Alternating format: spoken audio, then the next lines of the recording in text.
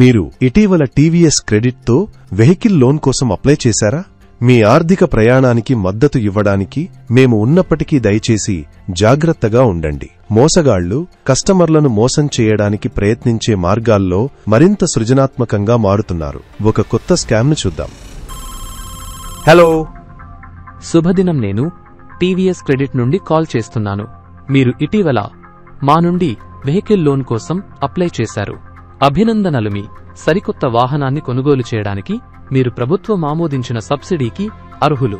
మీకు అర్హత ఉన్న వాహన ఖర్చు మరియు సబ్సిడీ డిస్కౌంట్ వివరణాత్మక బ్రేక్డౌన్ను నేను మీకు ఇప్పుడే పంపాను.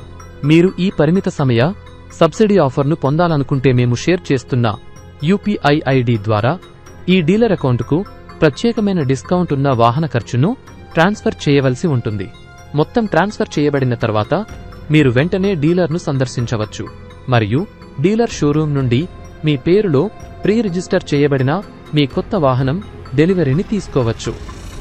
ఇది ఒక కొత్త మోసం టెక్నిక్.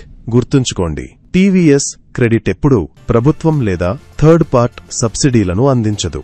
కొన్నిసార్లు కొత్త వాహనంపై సబ్సిడీ లేదా డిస్కౌంట్ అందుకుంటారని నమ్ముతున్న కస్టమర్లను మోసం చేయడానికి మోసగాళ్లు అధికారిక పేర్లులా అనిపించే పేర్లను ఉపయోగిస్తారు మరియు నిజమైన డీలర్షిప్ పేర్లను ఉపయోగిస్తారు. కొత్త వాహనాలపై లేదా కొత్తగా ప్రారంభించిన ఎలక్ట్రిక్ వాహనాలపై డిస్కౌంట్ల కోసం ఆసక్తిగా ఎదురుచూసే కస్టమర్లను వారు దోపిడీ చేస్తారు.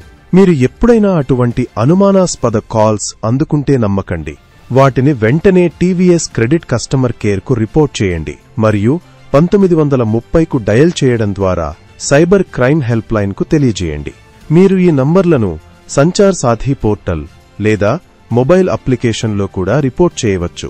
త్వరగా రిపోర్ట్ చేయడం ద్వారా మిమ్మల్ని మీరు రక్షించుకోవడం మాత్రమే కాకుండా మోసగాళ్లపై తక్షణ చర్య తీసుకునే అవకాశాలను కూడా మెరుగుపరుస్తారు.